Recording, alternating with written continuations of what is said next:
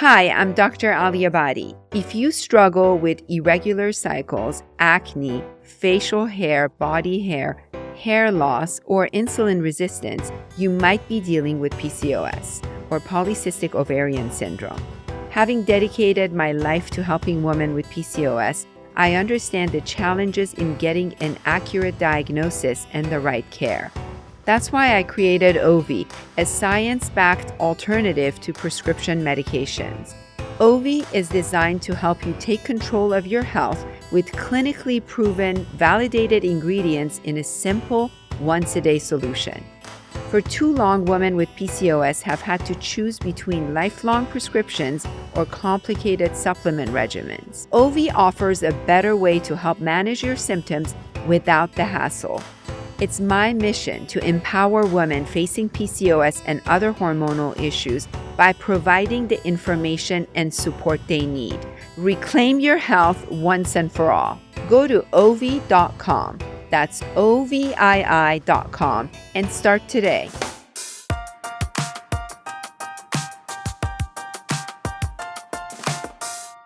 Hello, listeners. Mary Alice here. The main reason Dr. A and I started SheMD is because we want to bring the advice and care of leading experts to you directly. In this episode, we have partnered with parenting expert Betsy Brown Braun and the amazing bonus mom of my two boys, Rhea Seehorn. I think, or at least I hope, most divorced parents want to blend step parents and step siblings thoughtfully. This was the intention when I met my current husband of 15 years and when my ex-husband chose Ray to be his partner. And yes, I did set Ray and my ex up on a date, but more on that in an upcoming episode where Ray and I sit down alone to discuss the effort we put into making our blended family work.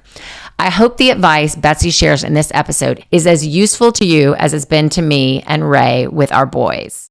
I'm so excited for today because we have Betsy Brown Braun, the best-selling author of Just Tell Me What to Say and You're Not the Boss of Me. She's a child development and behavior specialist, parent educator, parenting consultant, founder of Parenting Pathways.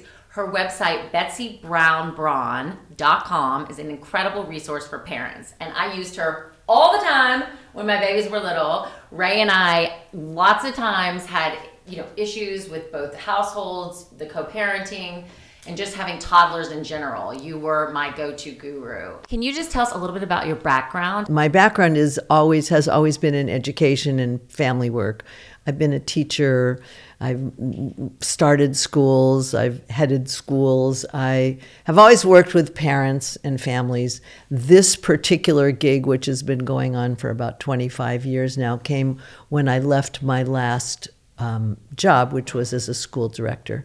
And parents kept saying, well, come on, can I still come see you? Can I talk to you? And it kind of very organically grew. According to the Census Bureau, 16% of American children are living in blended families and 50% of all households end in divorce. I was so lucky enough to get our bonus mom, is what we call Ray. One thing that you really worry about when you're getting divorced is the children. So we knew that it was the right thing for us to do, but we were just so devastated that we were not going to have this perfect picture of what a family was with our children. And we came to you. We had come to you before to be like, he's not potty training, he's hitting his brother, all the other things that the big stuff. The big stuff. So when this tiny little thing, divorce, came along, we went to you and you were so helpful with it all for us. So walk our listeners through what happens. A family comes in, they're about to go through divorce, they don't know how to talk to their children about it. They don't know really what they should be doing. What do you do? It's different for every family. So first of all, I want to help parents to be able to unload and really examine what is the message they really want to give their kids and what are their genuine feelings about what's going on. Because every family comes and says, I just want to make sure that my kids are okay.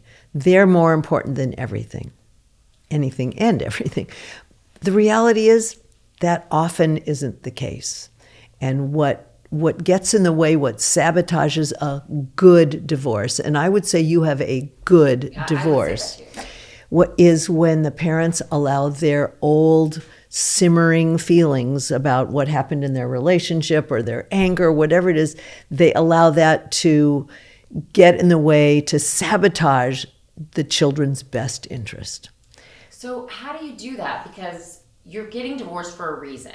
If you were all sunshines and, rainbows, you wouldn't be getting divorced. And sometimes some of the issues are, your parenting styles are different. That's a big one. I think it's misinformation that people believe, which is that it's not okay to have different philosophies and styles of parenting. Your style of parenting is yours. The children's father parents as a result of the way he was parented. So that it's impossible to think that two parents parent in the same way because we bring who we are to our parenting. They don't have to agree about parenting styles, but they have to agree about what's important for their kids.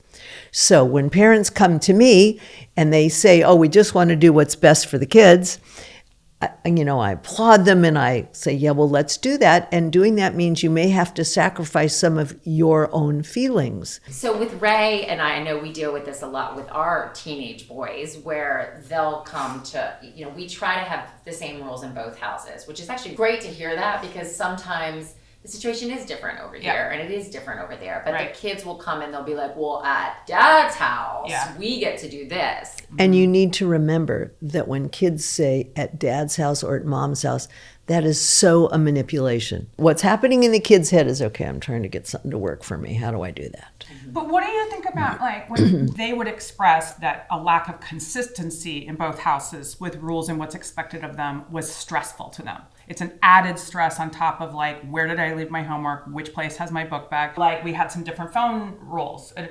They would forget that they're probably not always, definitely manipulative sometimes, but that your phone needs to be brought in before you go to bed. It just happened last night. I was like, you have to bring your phone. And he's like, no, Mom, change that. Which I didn't. That's a total lie. I figured it was. You being manipulated, girl. I figured it was, but sometimes things have been changed and you don't know. And so I guess that would be my question is consistency. We kept being told all over the place was what the kids needed as far as rules at both houses. Well, I would say a different C word, communication. Is what you need between two houses. Listen, when kids say, yeah, but at Mom's house, Dad's house we get to, or here's the deal, your dad and I are different people.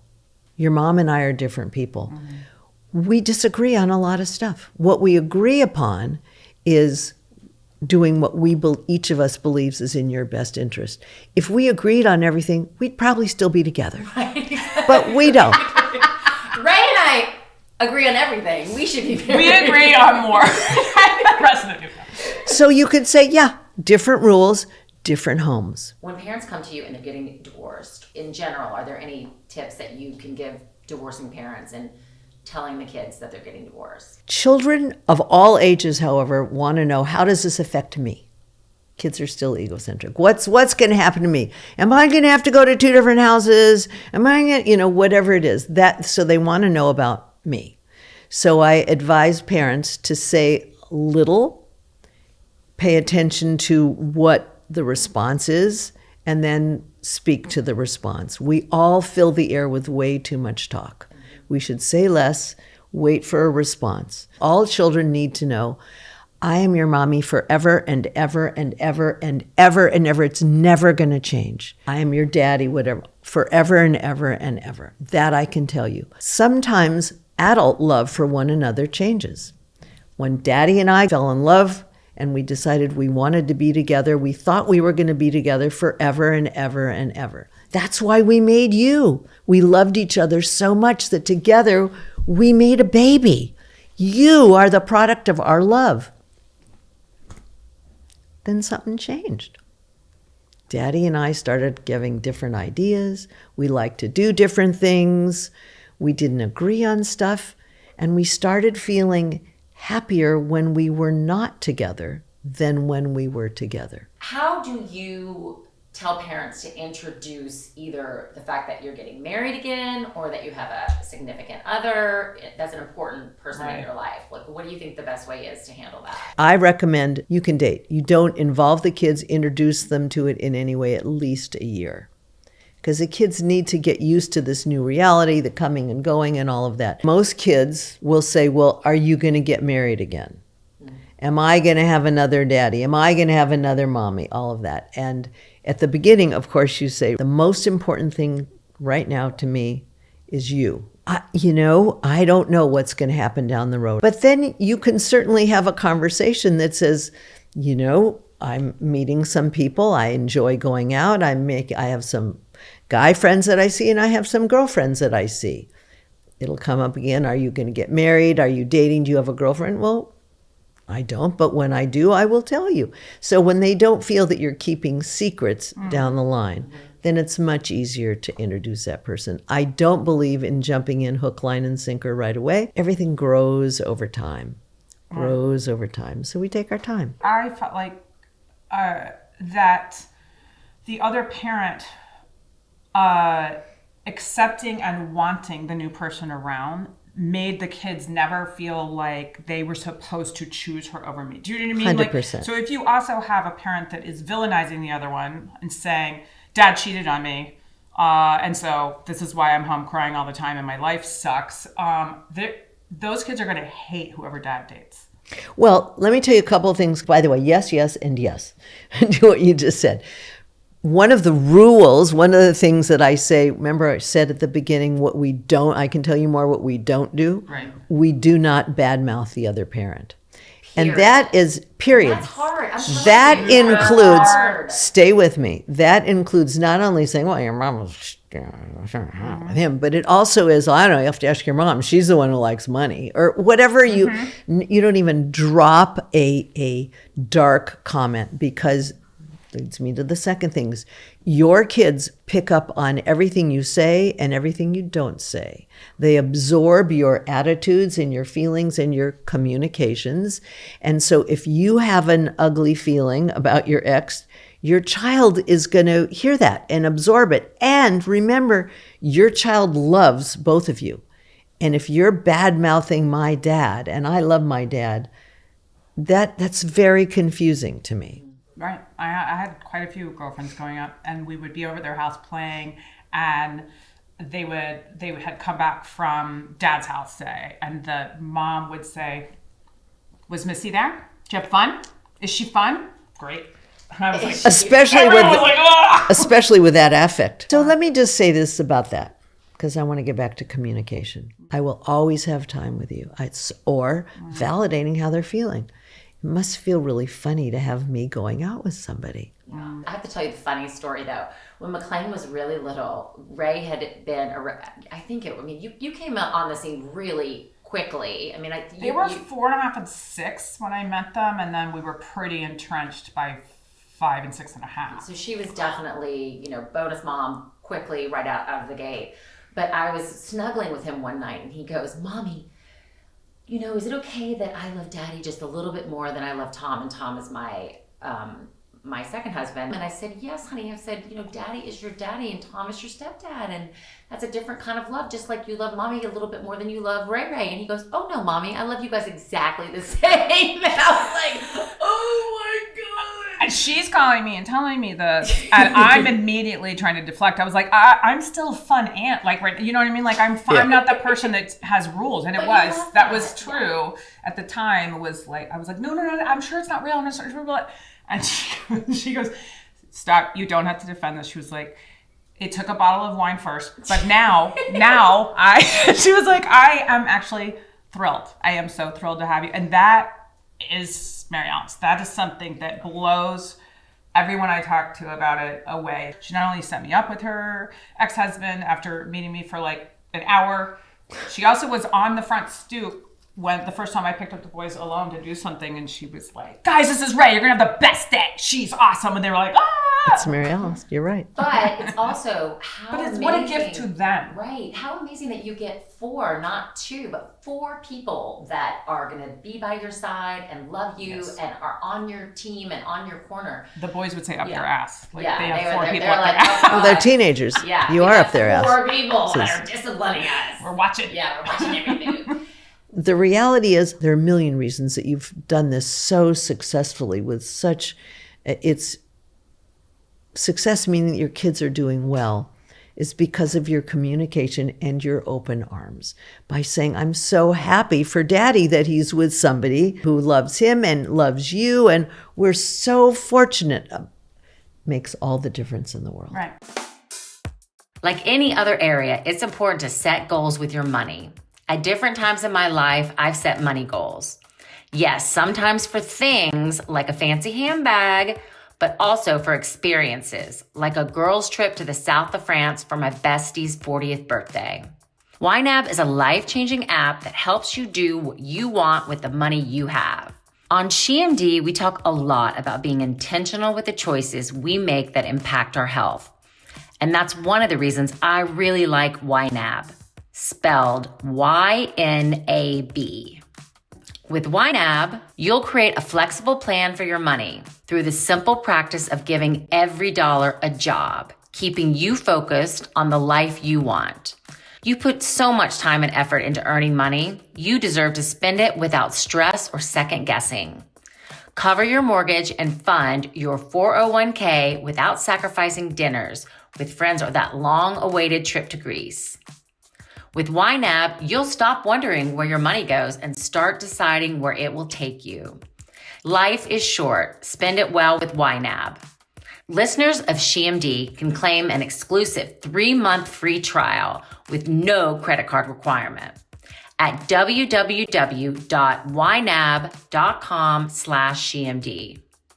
That's YNAB.com/SheMD.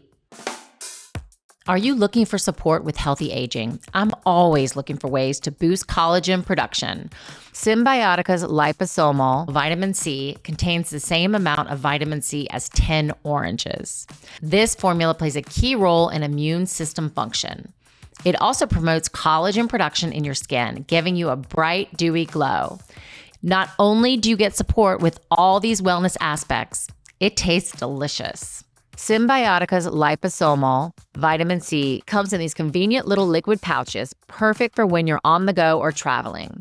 Symbiotica products are free from seed oil, preservatives, toxins, or artificial additives found in other supplements.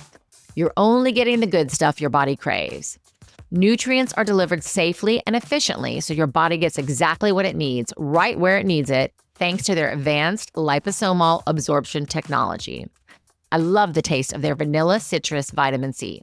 I'm already noticing a difference in my skin and my ability to dodge cold. Their convenient monthly subscription service helps you never run out of your health-boosting essentials. High-quality, holistic wellness right at your fingertips. Be present and feel your best for life's most memorable moments. Go to symbiotica.com/SheMD for 20% off your order, plus free shipping today.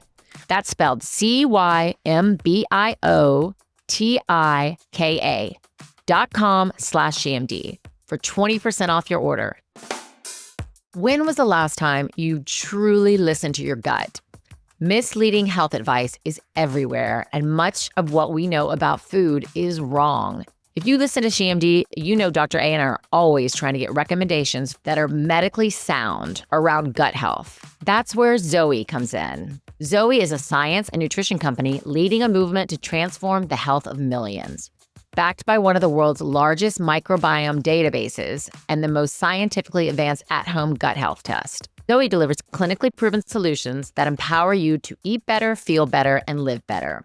Over 100,000 people rely on their Zoe membership to turn complex science into clear, actionable steps. Zoe helps you improve your health with every meal, starting by understanding your body and gut health. Research has shown that our gut health is key to our overall well-being. With Zoe, you'll receive insights that empower you to make smarter, healthier food choices. Zoe's app creates a tailored program based on your unique results.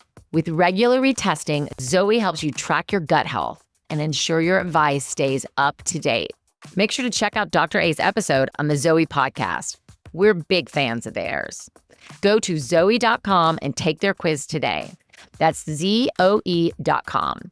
Use the exclusive code SheMD10 to get 10% off membership. That's code SheMD10 to get 10% off. It's just constantly communicating with them. And like you said, and we know this, it's about me. what is happening with me. Right. And how is it going to affect me? And obviously, if a parent is super sad and distressed, then they have to worry about that parent. But you hope that you're not going to do that. Yeah.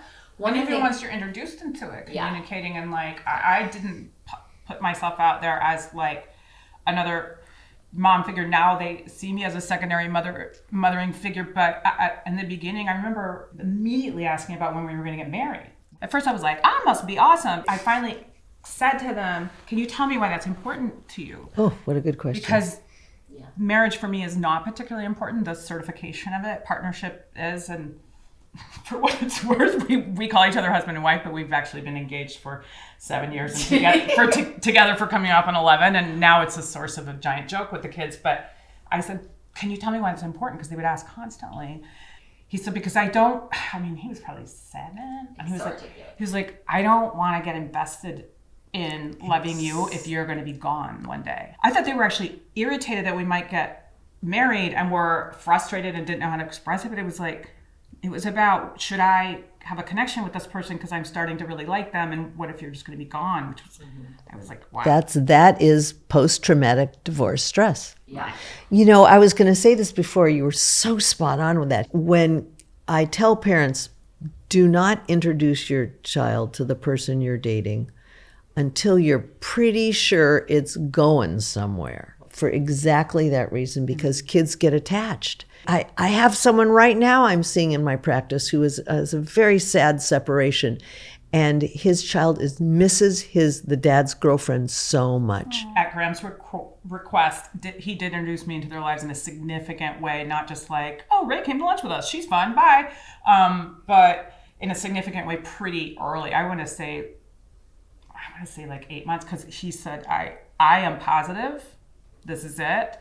If you don't think it could go the long haul, then I don't want you around my kids. And so I had to give a lot of thought to, would I be a stepmom one day? Do I want to participate in this? Which, as we were all here to talk about, like, takes in more than just getting married. You're talking about step parenting, you're talking about co-parenting, you're talking about accepting for the rest of your life. There will be another woman in your relationship. Forever. Right.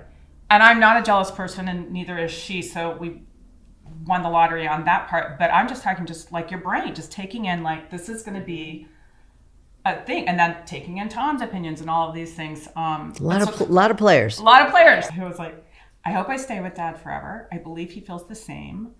I don't know how to promise that because we weren't even engaged at the time. And I was like, but I promise that I will always answer the phone for you and hang out with you and play with you, even if Dad leaves me. I will still be there. I'll be like an aunt or some weird cousin. I'll find a way. We go back to what's best for your children. Yeah. The most, the more love, the more grace you can give them, the better.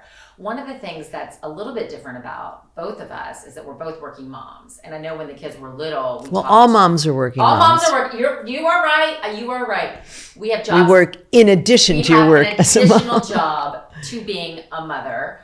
And that's one of the things especially when I was just starting my fashion line, I had just started having babies. And that's kind of what happens with women too. The moment you start taking off in your career is the exact moment that your biological clock is telling you to start having children. So we dealt a lot with that when the kids were little. But both of us, Ray is an incredibly talented, award-winning actress. And so the two of us, we're constantly kind of figuring out how do we give our full attention as mothers. Well, I don't believe you can do everything. Mm-hmm. As hard as we all try. You cannot be the world's best mom. You do your best on this, and then that falls down a little, and you do a little better. And that there's no such thing as perfection. And there's no such thing as always trying your very best. But I'm really big on the words good enough. Mm-hmm. And I think that keeping your eyes and ears open to be on the lookout for when things aren't working. Mm-hmm. When you need to, I've been getting home every night at 8. I need to start getting home. Just for a while, I'm going to get home a little earlier. I need to spend a little more time. And you look out for the signs that all is not well, that your child may not be thriving. But it's a misguided notion we give parents, we give children growing up. You can be anything. That's just not right. I wish it were, to accept that there is no perfection, because I think that's what causes us to stress out. It's just being in the moment as much as you can. When you are working, work and be in that place. And when you are home, be with those kids. Yes. And put the phone down. Yeah, put the phone down. And that was, I mean, I remember you told me that you gave me this tip. You said, because I have boys and all they do is want to play sports and they wanted to do Legos, and I hate Legos and I hate sports and I'm a girly girl. And you said you need to sit your ass on the floor and play Legos with them for 15 minutes. Take a break from whatever you're doing, 15 minutes, 20 minutes, but give them your undivided attention in that moment. And it's quality over quantity. I mean, there are some benefits of it when you know that you have a great co-parent. I think that, again, I'm going to say that. If you have a great co-parent, for sure, there are benefits. It's not all doom and gloom when you get divorced. It's, hey, you do have this time to have romance with your new spouse or boyfriend and work your ass off in your career if that's what you want to do. Or if you don't have that, find what you love again. You hit it on the button. That's what parents are most afraid of. I have to share my child. He's not going to be with me whenever I want him. That's what's hard for them. To be the kind of mom you want to be and maintain your work. Sometimes you have to build it in. So we know my kid needs time with me alone. You don't have to play Legos. You can sit on the floor and say, I just love being with you. I like to watch the way you play with Legos. Gosh, how you find those pieces and you put them together. That's amazing. I just love being here watching you. Mm-hmm. It's the same message. So you kind of have to build it into your daily life. And they tell you that when they're little, like, they just want to be with you all the time. And then they become teenagers and they never want to be with you. And it's the worst. No, but they want to know you're available. The advent of phones has changed that somewhat because they can reach you. But yes. So because I have you here, I just have to ask you a couple of questions that every parent wants to know. Yeah. First of all, parenting different kids. So we have two completely different children. You have the same rules with two very different children. If they're 13 months apart. So, what time they get to come home at night the same? Is the phone rule the same? Okay. So remember, I have triplets. Mm-hmm. They're 2 minutes apart. They're very different. And I give examples all the time of how I had to treat them differently. I could tell my daughter time for dinner, she'd come in. I'd tell one of my sons, 5 minutes until dinner. I tell another of my sons, okay, in 30 minutes it's dinner. Okay, 15 minutes. Okay, put your finger on the last word you're going to read. And I had to treat them differently. House rules are the same for all children. And if you think of it that way, now there are no phones at the table. Your phone comes out of your room at 10 o'clock, whatever it is. Even like something like curfew? Because our older age-wise, one will definitely argue his curfew should be later. I agree. There has to be a privilege to being older. I mean, when I talk to parents about implementing an allowance, which I believe is very important, that means you work, you do something, you get paid for that one thing. Well, what about my 5-year-old? He's not old enough. He still thinks a dime and a nickel are the same, or that a nickel is more valuable. So there are things that you get that age brings to you. So you think chores are important, don't you? 100%. Thank you. I'm the weak link on the chores. I'm the weak link. I am the weak link on the chores. When parents say to me, oh, he's so busy. When is he supposed to do it? He's got soccer practice and lacrosse practice and underwater basket weaving class. And he's got all of this stuff. When is he supposed to do it? I said, he's got too much to do. Chores come before everything. Right. Okay, I know. Here's what this comes back to. It is very hard for us as parents to see our kids unhappy. So we have a really hard time tolerating their unhappiness. Sometimes you have to say to the older one, yes, you may stay out a half hour later, an hour later, and to the younger one, no. When you get to be that age, you may. It also may be that the older one, I told you could get in at 11. You got in at 11:45. You didn't call me. So, no, that's done. Mm-hmm. Until you can be responsible about doing what I ask. So, yeah, different kids, different expectations in terms of how they manage responsibilities, But house rules are house rules. House rules are house rules. I think that's great. House rules are house rules. And the one thing, I know the biggest thing that we fight about with our children is technology. Sure. I knew you were going to say that. It is the phones, it is the hours, it is the scrolling, and I have done everything. The parental controls. We have this station, and all of a sudden I looked at it and he's been on it for 12 hours, and I'm like, well, you obviously can't monitor yourself. What do you tell parents about that? I think that is, the Surgeon General is saying our children have anxiety at levels that were never, it's not hard to understand why.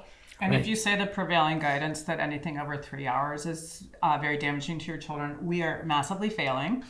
Yeah, we are. Totally failing. And even when we try to control it, they find another way to do it. With regard to technology, it's here to stay. It's not going away. And yes, parents come to me and ask this question all the time. The trick is to have boundaries that are reasonable, and with you guys with teenage children, to involve them in creating the boundaries. Because when they are involved in making your choices, your boundaries, your decisions, they're much more likely to follow them. There needs to be consequences for when they don't follow them, and they won't. So what do I say to parents? I say, it's all about balance. You will not make it go away. With younger kids, and I mean kids, I would say elementary school age children, so now that's up through 5th grade, I don't believe in tech during the week. Well, first of all, I don't believe they should have phones. Until what age? I'm kind of old-fashioned in that I really believe in the wait until 8th movement. Mm-hmm. It's 13. Yeah. Mm-hmm. I know that Facebook, Instagram, that's the age you have to be before you're supposed to be on it. Mm-hmm. So I see no reason. Parents get very stuck. Oh, but he won't have any friends, and that's how their kids communicate. And that's what they say all the time. I can't tell you how to handle it. I'm not you. I don't know what your constitution is, your ability to withstand unhappiness and complaining. I don't know. But I can tell you this.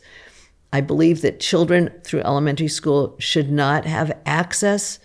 Well, they can have access, but they don't have screen time during the week because they are on screens pretty much all day, right? At school, they're on screens. They do their homework on screens. We need to be communicating. We need to see faces. We need to poke at people and have reactions. Yep. With my kids, it doesn't matter if it's healthy. If it doesn't taste good, they're not eating it. And they all loved Hero bread. Other low net carb products can feel like a punishment. Slices of cardboard holding my turkey together. No thanks. Most of us know that we need to bring our sugar intake down and increase fiber. With Hero bread, you can focus on your health and nutrition goals while still enjoying the soft, fluffy experience of bread. The texture of this bread is soft, but not too spongy. The crust is thin with a slight crisp, which I love. Those of us who are becoming increasingly health conscious are always looking for nutrition hacks. With Hero bread, healthier sliced bread, bagels, and tortillas could help you meet those goals. Their products have ultra-low net carbs, 0 grams of sugar, and are high in fiber. All the good stuff, and it tastes delicious. You never know you're eating low net carb and high fiber bread from the texture. And that's what makes Hero bread different from the rest of the low net carb breads I've tried. I love to make a grilled cheese sandwich for lunch with a cup of soup. It's so good. Get the soft, fluffy experience you know and love with your next breakfast sandwich, late night grilled cheese, or family Taco Tuesday. Hero bread is offering 10% off your order. Go to hero.co and use code SHEMD at checkout. That's code SHEMD at HERO.co. Momentous emphasizes convenience and effectiveness with products that integrate seamlessly into daily routines. While targeted at high-performance users, their supplements are accessible and designed for anyone aiming to optimize their health and wellness. For me, there are non-negotiables in choosing which supplements I take. One of them is quality. That's where Momentous comes in. Momentous is a human performance company dedicated to creating high-quality supplements designed to enhance both body and mind. Their products are science-backed, rigorously tested, and include transparent ingredients to support various health and performance goals. I've been hearing the term health span more and more. We're less focused on looking younger and shifting to living better for longer. Supplements play a really important role in maintaining momentum. When it comes to supplements geared towards high performers, no one does it like Momentous. Momentous emphasizes convenience and effectiveness with products that integrate seamlessly into daily routines. Momentous develops their products to support how you want to curate your wellness routine based on your individual goals. Some Momentous products that might be a fit for you are Elite Sleep, Brain Drive, and Collagen Peptides. Start living on purpose. Go to livemomentous.com and try it today at 20% off with code SHEMD. Dinde is a clean, clinical skincare brand powered by biotech to support skin health and longevity. They're transforming topical skincare by delivering both preventative and restorative benefits in their products. Skin health is so important, especially around your eyes, which for me seems to show the reduction in collagen the most. I don't know about y'all, but sometimes I wake up in the morning and I've slept on my side and my face just doesn't quite get back to the way it was before going to bed. And I look in the mirror and I'm like, good Lord, there's new wrinkles under my eyes. Dinde recently launched Line Smoothing Eye Cream. It's clinically proven to improve the look of fine lines and improve skin texture and smoothness. I love it because it's lightweight and doesn't feel sticky. Skin health is so important, especially around our eyes, which for me seems to show the reduction in collagen the most. So if you're in your 20s or 30s, listen to me when I say your future self will appreciate you taking your skin health seriously. Use sunscreen, stay hydrated, and try Dinde's Line Smoothing Eye Cream. We can't stop aging, but we can take care and precautions to slow the appearance of it. At this point in my life, I'm looking for products that deliver big payoffs for minimal effort. Dinde is offering 15% off to SheMD listeners at dinde.com. That's DEINDE.com and use code SHEMD for 15% off. It has to work for your family with your family's schedules. If kids are so busy with sports and other activities, you're not going to be on screen. Right. It's not going to be a problem. On the other hand, I think our kids don't know what to do when they're not scheduled anymore because we're so bad. And that was something that we've had a couple of conversations about. Because there have been times where I thought they were overscheduled and like it was very hard to even drive them to all the things. Plus they were like tired and they didn't have, then they were saying they couldn't finish their homework, this, that, and the other. And when Mary Alice explained, I'm trying to keep them off the screens, I was like, oh, okay, I get it. And she's right. But there's this other part of me that also, and then I told her, because I love when we have longer conversations about the kids and, oh, that's what you were trying to do. Oh, I can get on board with that. And then I explained to her, I am interested in the boys having daydreaming time, but getting them to do that without it just being about scrolling is very hard. And so I worry about an overscheduled kid that is just racing from this to this to this to this to this to this and is never reflecting on things.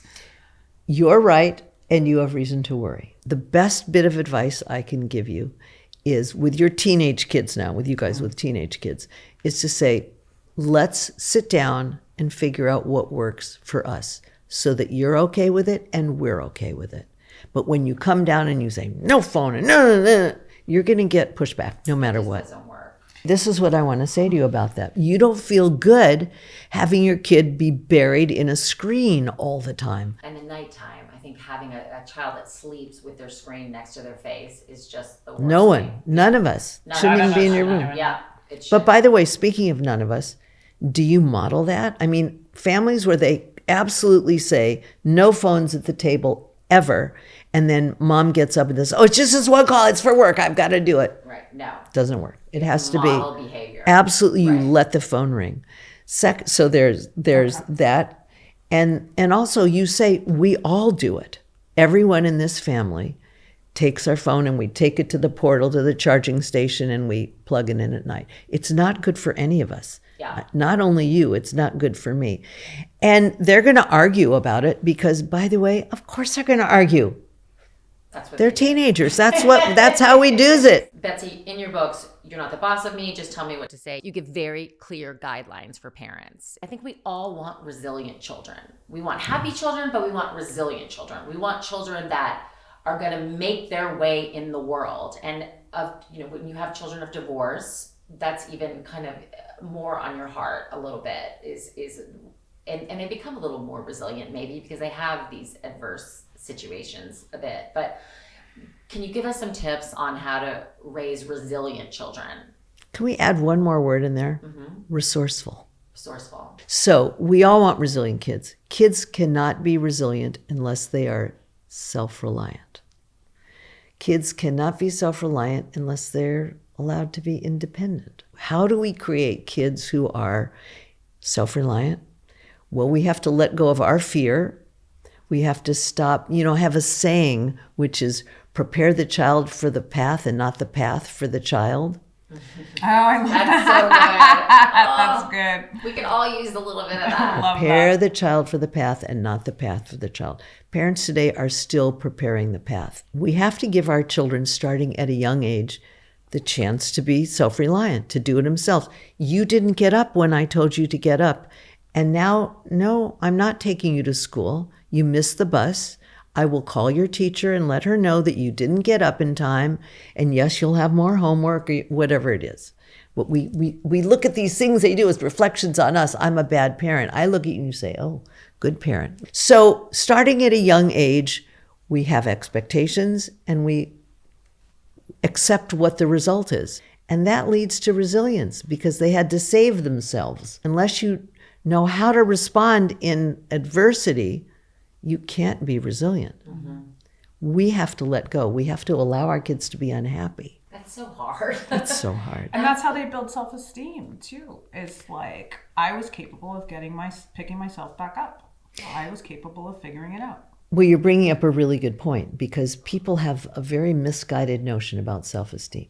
Self-esteem is an outgrowth of working hard and experiencing success. Period. Well, from your book, you say, what every parent needs to know is that the brat is a child who doesn't feel significant, who doesn't feel as if he plays a meaningful role, and who needs to feel that he has a purpose in the life of a family. While it may seem that the opposite is true, that he believes the world revolves around him, he is really just trying to find his place in that world. And sometimes being a brat is better than having no place at all.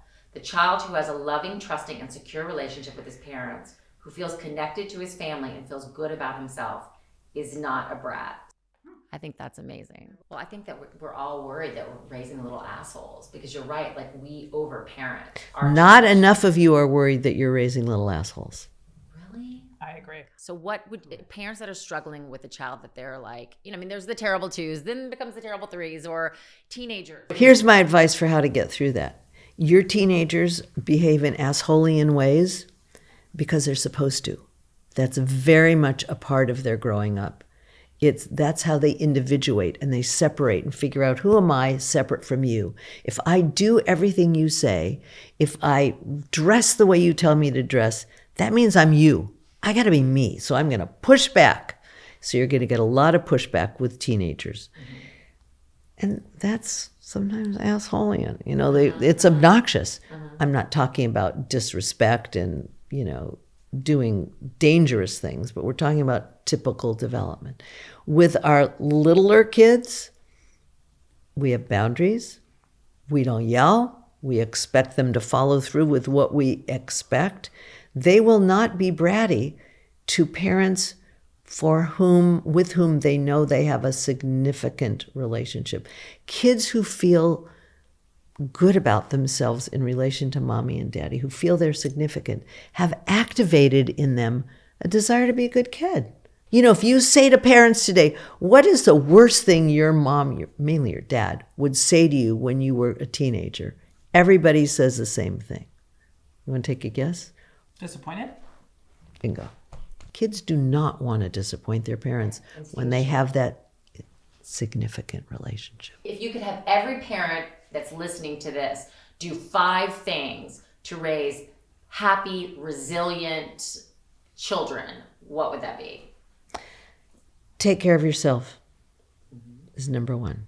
Mom and dad, take care of yourself. Number two, spend time alone with each child more than on the weekend only or once a month.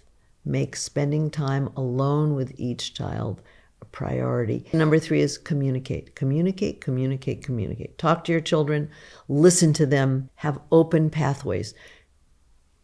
Less is more in terms of talking, but more is more in terms of making the times when you talk. Sit at the dinner table, have conversations. Don't make it about them. Make it about the world. Make it about whatever is going on. But we want to keep those pathways open. Number four, God gave you 2 ears and 1 mouth for a reason. Do more listening than talking. And what's number 5? I have so many others that it's hard to narrow it down. What would be my number 5? Allow your kids to be unhappy. Allow your kids to be unhappy. I honestly think that's the hardest of all the ones that you just said. You're amazing. Do you want to live here? So Do you want to come back and forth Please. between the two houses? Thanks. Yes, please. Thank you, Betsy. Thank You're you, so Ray. welcome. This was so amazing. So much fun. This was so much Great fun. to meet you. Thank you. Great to Pleasure see to you meet you. again.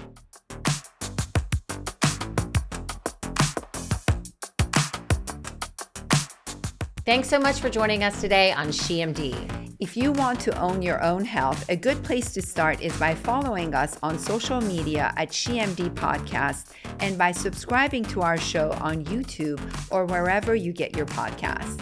For takeaways from today's episode, visit our website, shemdpodcast.com.